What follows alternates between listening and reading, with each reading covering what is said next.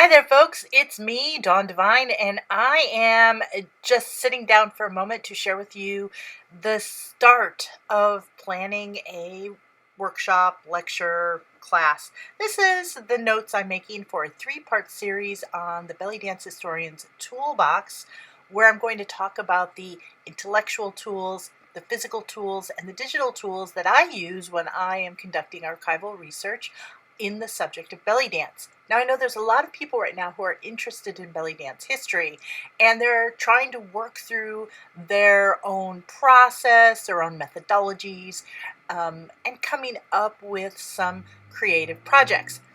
In this series of three, this Belly Dance Historian's Toolbox, I'm going to go over, the basics of historical research, not just archival, which is what I do, but other types as well, and some of the ways that you can plan and prepare to do effective research. Well, no matter what level you're at academically, anybody can do research. The web makes it possible for us all to dive in at some level, at some intensity, and for some depth of study. I did a master's degree in art history. My focus is on art, and my overarching goal, my mission in life as it were, is to create a visual timeline of the history of belly dance. And because I'm an English speaker living in the United States, that has primarily been my focus. English language publications, English language sources.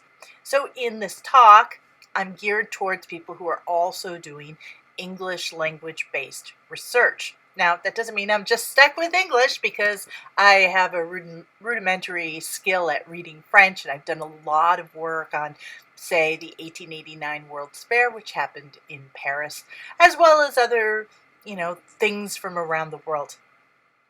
But no matter what language you use or where you live in the world, this information will help you begin or even improve the research that you have going on already. For my November Patreon class, I'm going to discuss how I am putting together this three-piece class. Now, the three-part class will start in December. So if you'd like to learn more about my process, come join me on Patreon. And have a great day.